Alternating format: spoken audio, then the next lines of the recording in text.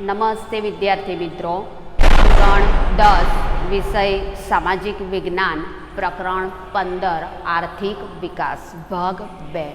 હવે વિદ્યાર્થી મિત્રો, આપણે આગળ ચર્ચા કરતા પહેલાં નવા મુદ્દાઓ જોતા પહેલાં આપણે જે ભાગ 1ની અંદર કેટલાક મુદ્દાઓ જોયા એના વિશે ચર્ચા કરી લઈએ. હવે ભાગ 1ની અંદર આપણે આર્થિક વિકાસ એટલે શું, આર્થિક વૃદ્ધિ અને આર્થિક વિકાસ વચ્ચેનો તફાવત અને વિકાસશીલ અર્થતંત્રના લક્ષણો વિશેની આપણે ચર્ચા કરી હતી. તો આજે વિશ્વનો પ્રત્યેક દેશ વિકાસને ઝંખે છે, વિશ્વનો પ્રત્યેક દેશ વિકાસ માટેના પ્રયત્નો કરે છે. હવે એ વિકાસ એ માત્ર આર્થિક વિકાસ નથી, પરંતુ અનેક પાસા ધરાવતી સામાજિક પરિવર્તનની પ્રક્રિયા પણ છે. એટલે કે આર્થિક વિકાસમાં માત્ર વિકાસ નહીં, પરંતુ આર્થિક વિકાસની સાથે સાથે સામાજિક ક્ષેત્રે પણ પરિવર્તન આવતું જાય છે. હવે આર્થિક વિકાસ એટલે શું? તો જે તે દેશની રાષ્ટ્રીય આવકમાં થતો વધારો. હવે આ રાષ્ટ્રીય આવક એટલે શું? તો દેશની કુલ આવક, અને આ દેશની કુલ આવક આપણને શેમાંથી મળે છે? તો નાના મોટા ઉદ્યોગ ધંધાઓ દ્વારા, પછી કૃષિ પ્રવૃત્તિ દ્વારા, એની સાથે સાથે કેટલાક નાના મોટા એકમો દ્વારા આપણને પ્રાપ્ત થતી કુલ આવક, જેને આપણે રાષ્ટ્રીય આવક તરીકે ઓળખીએ છીએ. માથાદીઠ આવકમાં થતો વધારો. માથાદીઠ આવક એટલે શું? તો દેશની કુલ રાષ્ટ્રીય આવકને દેશની કુલ વસ્તી વડે ભાગતા મળતો આંક, જેને આપણે માથાદીઠ આવક તરીકે ઓળખીએ છીએ. અને જીવન ધોરણમાં સુધારો. આ જીવન ધોરણ એટલે શું? તો જીવન ધોરણની અંદર માનવીની સામાન્ય જરૂરિયાતો, રોટી, કપડાં અને મકાન, એટલે કે અનાજ, કપડાં અને રહેઠાણ, એની સાથે સાથે આરોગ્ય અને શિક્ષણનો પણ સમાવેશ કરવામાં આવ્યો છે.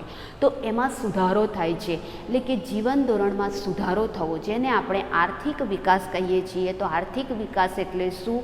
તો દેશની રાષ્ટ્રીય આવકમાં થતો વધારો, માથાદીઠ આવકમાં થતો વધારો અને જીવન ધોરણમાં થતો સુધારો એટલે આર્થિક વિકાસ.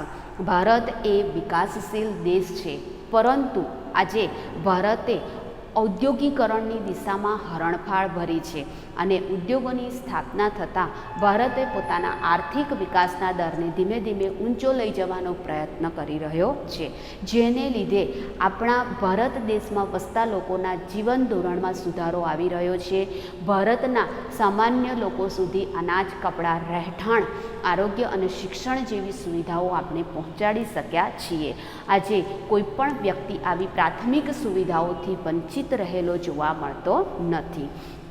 હવે આર્થિક વૃદ્ધિ અને આર્થિક વિકાસ વચ્ચેનો તફાવત, કે આર્થિક વૃદ્ધિ અને આર્થિક વિકાસ, આ શબ્દો છે એ સામ્યતા ધરાવે છે, પરંતુ આ બંને વચ્ચે ખૂબ મોટો તફાવત રહેલો જોવા મળે છે. તો વિકાસની પ્રક્રિયાને આધારે વૃદ્ધિ અને વિકાસ વચ્ચેનો તફાવત જોઈએ તો આર્થિક વિકાસ એ ગુણાત્મક પરિસ્થિતિ છે અને પ્રથમ અવસ્થા છે, જ્યારે આર્થિક વૃદ્ધિ એ પરિમાણાત્મક છે અને દ્વિતીય અવસ્થા છે. હવે બીજું છે અર્થતંત્રમાં થતા પરિવર્તનને આધારે, કે ખેડાણ લાયક જમીનમાં વધારો થતાં પાક ઉત્પાદનમાં વધારો થાય છે, જેને આપણે આર્થિક વૃદ્ધિ તરીકે ઓળખીએ છીએ. પરંતુ કે જે યાંત્રિક સાધનો, ઊંચી જાતના બિયારણો, રાસાયણિક ખાતરો અને જંતુનાશક દવાઓનો ઉપયોગ કરવાથી પાક ઉત્પાદનમાં વધારો થાય છે, જેને આપણે આર્થિક વિકાસ તરીકે ઓળખીએ છીએ. હવે વિકસિત અને વિકાસશીલ અર્થતંત્રને આધારે આપણે વૃદ્ધિ અને વિકાસ વચ્ચેનો તફાવત જોઈએ તો USA છે, રશિયા છે, ફ્રાન્સ છે, જર્મની છે, ઇંગ્લેન્ડ છે વગેરે જેવા દેશોની રાષ્ટ્રીય આવકમાં થતો વધારો એ એમના માટે આર્થિક વૃદ્ધિ ગણાય છે, જ્યારે ભારત છે, શ્રીલંકા છે, બ્રાઝિલ છે વગેરે જેવા વિકાસશીલ જે દેશો છે, આ વિકાસશીલ દેશોની રાષ્ટ્રીય આવકમાં થતો વધારો એ એમના માટે આર્થિક વિકાસ ગણાય છે. હવે આ આર્થિક વૃદ્ધિ અને આર્થિક વિકાસ વચ્ચેનો તફાવત આપણે જોયો. એના પછી કે વિકાસશીલ અર્થતંત્રના લક્ષણો, કે વિકસિત અને વિકાસશીલ અર્થતંત્રના લક્ષણો એમની કુલ રાષ્ટ્રીય આવકને આધારે જુદા તારવવામાં આવ્યા છે. તો 2004ના વિશ્વ બેંકના વિશ્વ વિકાસ અહેવાલ દ્વારા એવી ભલામણ કરવામાં આવી છે કે જે દેશોની રાષ્ટ્રીય આવક $735 ઓછી હોય તેવા દેશોનો વિકાસશીલ અર્થતંત્રમાં સમાવેશ કરવો. આ વિકાસશીલ અર્થતંત્રના લક્ષણોમાં પહેલું લક્ષણ છે નીચી માથાદીઠ આવક, કે વિકાસશીલ દેશોની મુખ્ય આર્થિક પ્રવૃત્તિ કૃષિ એટલે કે ખેતી છે અને ખેતીમાંથી જોઈએ એટલી આવક પ્રાપ્ત થતી નથી. એની સાથે સાથે વિકાસશીલ દેશોમાં કે લોકોની મુખ્ય આર્થિક પ્રવૃત્તિ ખેતી અને એની સાથે સાથે કે વસ્તી વૃદ્ધિનો દર પણ વધારે જોવા મળે છે. એના પછી કે બીજું લક્ષણ છે એનું કે વસ્તી વૃદ્ધિ, કે વિકાસશીલ દેશોમાં વસ્તી વૃદ્ધિનો દર ખૂબ મોટા પાયે જોવા મળે છે અને આપણા ભારત જેવા દેશની વાત કરીએ તો લગભગ 2% દરે વસ્તી વૃદ્ધિ થઈ રહી છે. એના પછી જોઈએ તો કૃષિ ક્ષેત્ર પર અવલંબન, કે વિકાસશીલ અર્થતંત્રની મુખ્ય આર્થિક પ્રવૃત્તિ એ ખેતી છે અને દેશની કુલ વસ્તીના આશરે 60%થી વધુ વસ્તી એ કૃષિ પ્રવૃત્તિ ઉપર નિર્ભર છે. પરંતુ એની સાથે સાથે એક બીજી પણ વાત કરીએ કે દેશની કુલ રાષ્ટ્રીય આવકમાં ખેતીનો હિસ્સો 25% જેટલો પણ રહેલો છે. એના પછી વાત કરીએ કે આવકની અસમાન વહેંચણી. વિકાસશીલ દેશોમાં આવકની અસમાન વહેંચણી જોવા મળે છે, કે શહેરી વિસ્તાર અને ગ્રામ્ય વિસ્તાર, મોટા ઉદ્યોગ ધંધાઓ સાથે સંકળાયેલા લોકો, એની સાથે સાથે કે જે નોકરિયાત વર્ગ છે એવા જે અમુક ઉચ્ચ જે ધનિક લોકો કે દેશના 40% 20% ધનિક લોકોના ભાગે રાષ્ટ્રીય આવકનો 40% હિસ્સો જાય છે, જ્યારે દેશની 20% ગરીબ વસ્તીના ભાગે રાષ્ટ્રીય આવકમાંથી માત્ર 10% જેટલો જ હિસ્સો જાય છે. એના પછી બેરોજગારી, કે વિકાસશીલ અર્થતંત્રનું મહત્ત્વનું લક્ષણ ગણવામાં આવે છે. દેશની કુલ વસ્તીના જે શ્રમિકો છે એનાથી 3% શ્રમિકો છે એ બેરોજગારો છે અને આ બેરોજગારીને લીધે પણ વિકાસશીલ અર્થતંત્ર એ પોતે પાછળ રહી જતું જોવા મળે છે. અત્યારે કૃષિ ક્ષેત્ર ઉપરથી લોકોનો રસ ઓછો થતો જાય છે. શિક્ષણનું પ્રમાણ વધતા દરેક જે શિક્ષિત વ્યક્તિ છે એ નોકરી ધંધા સાથે સંકળાવા ઈચ્છે છે, જેને લીધે બેરોજગારોનું પ્રમાણ છે એ વધતું ને વધતું જાય છે. એના પછી કે ગરીબી એ પણ વિકાસશીલ અર્થતંત્રનું મહત્ત્વનું લક્ષણ છે, કે દેશની કુલ વસ્તીના 3 ભાગની વસ્તી કે જે ગરીબી નીચે જીવે છે, કે સામાન્ય જે જરૂરિયાતો છે, રોટી, કપડાં, મકાન, આરોગ્ય, શિક્ષણ જેવી જે પાયાની જરૂરિયાતો છે એ પણ એમના સુધી પહોંચી શકતી નથી, જેને લીધે પણ આ સ્થિતિનું સર્જન થયેલું છે. એના પછી છે દ્વિમુખી અર્થતંત્ર, કે વિકાસશીલ દેશોમાં અર્થતંત્રનું દ્વિમુખી સ્વરૂપ જોવા મળે છે. એક બાજુ ગ્રામીણ વિભાગ છે તો બીજી બાજુ શહેરી વિભાગ છે. ગ્રામીણ વિભાગમાં ઓછી આવક, એની સાથે કૃષિ પ્રવૃત્તિનો વ્યવસાય, એના પછી કે એ લોકોની જે પરંપરાઓ છે, જૂની પુરાણી રૂઢિઓ છે એમાં રચ્યા પચ્યા રહેવું.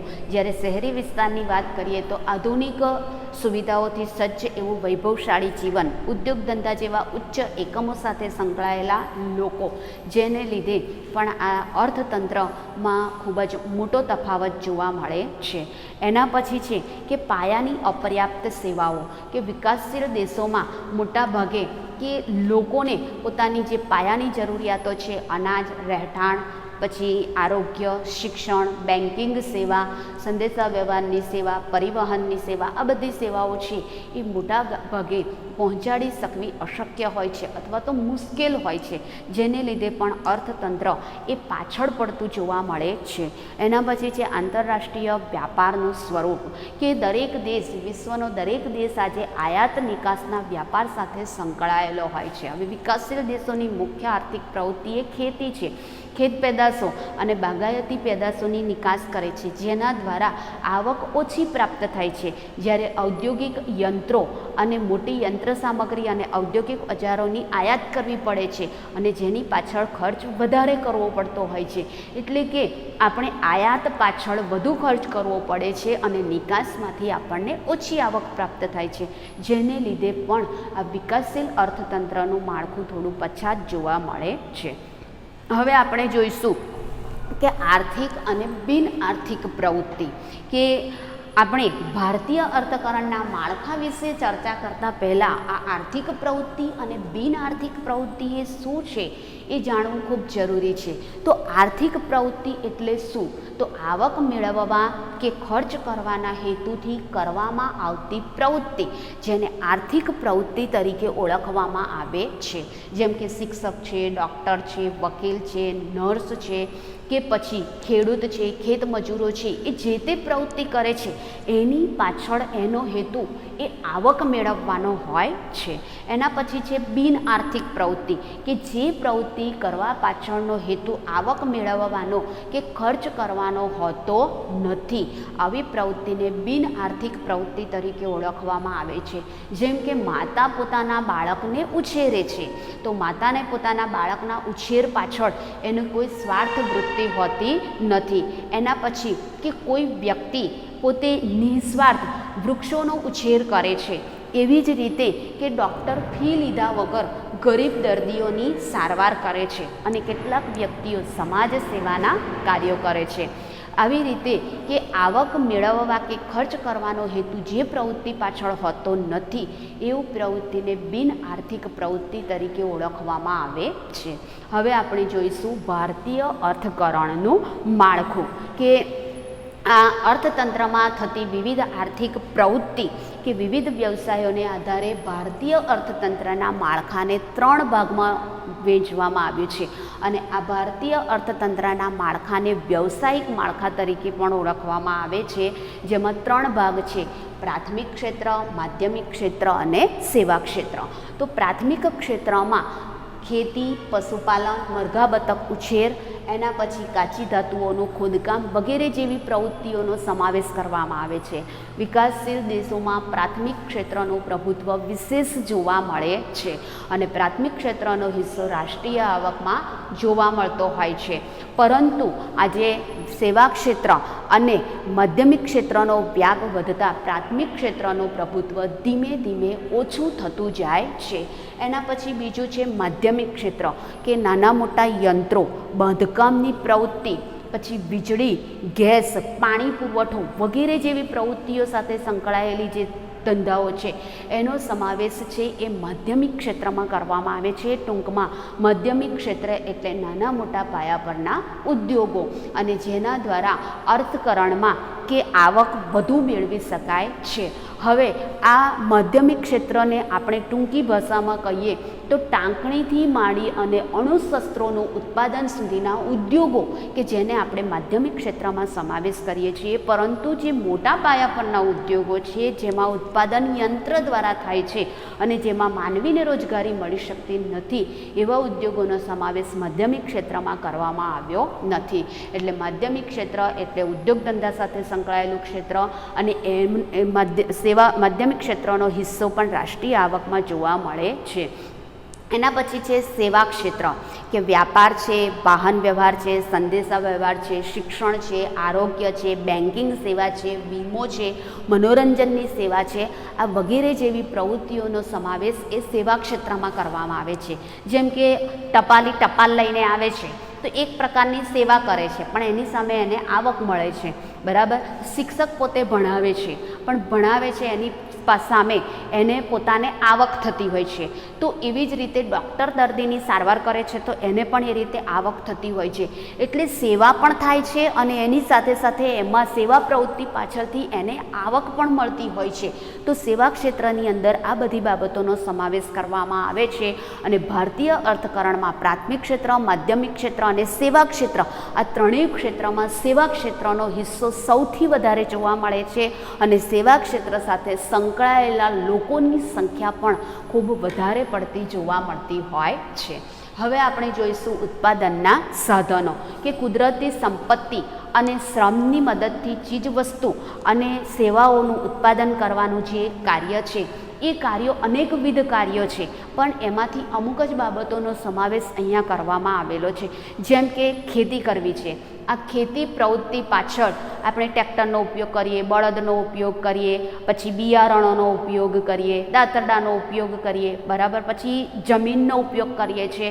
તો આ બધી ઘણી બધી ચીજવસ્તુઓનો ઉત્પાદન કાર્યમાં ઉપયોગ કરીએ છીએ. પરંતુ ઉત્પાદન કાર્ય સાથે સંકળાયેલી જે બાબતો છે ઘણી બધી છે. તેમાંથી મુખ્ય બાબતોનો અહીંયા સમાવેશ કરવામાં આવ્યો છે. તો ઉત્પાદનના સાધનો 4 છે: જમીન, મૂડી, શ્રમ અને નિયોજક. હવે જમીન એટલે શું? તો સામાન્ય રીતે આપણે કહીએ તો જમીન એટલે પૃથ્વીની સપાટીનું ઉપલું પડ.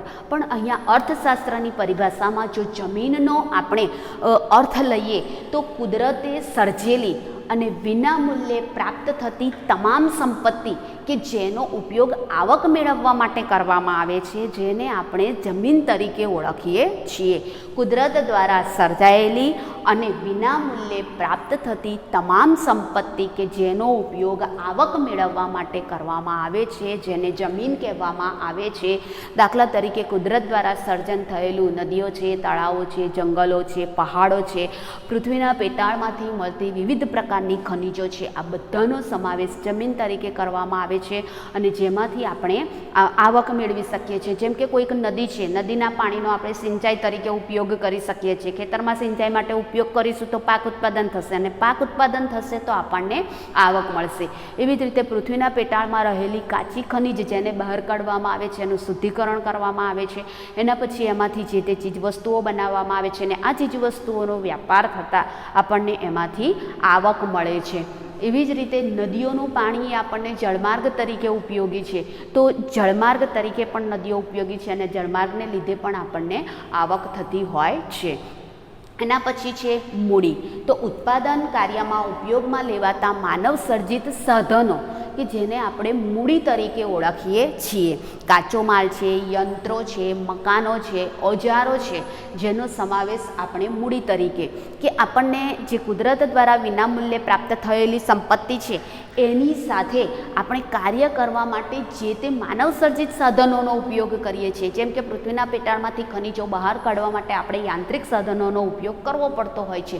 તો આ જે યંત્ર સામગ્રી છે, ઓજારો છે, પછી મકાનો છે, આ બધાનો સમાવેશ છે એ મૂડીમાં કરવામાં આવે છે. એના પછી છે શ્રમ. શ્રમ એ ઉત્પાદનનું સજીવ સાધન છે કે ભૌતિક વળતર મેળવવાના હેતુથી, ભૌતિક વળતર એટલે આવક, આર્થિક આવક, આપણી શુદ્ધ ભાષામાં એને કહીએ તો પૈસા, કે ભૌતિક વળતર મેળવવાના હેતુથી કરવામાં આવતી શારીરિક અથવા માનસિક અથવા શારીરિક અને માનસિક બંને પ્રકારની જે પ્રવૃત્તિ છે જેને શ્રમ તરીકે ઓળખવામાં આવે છે.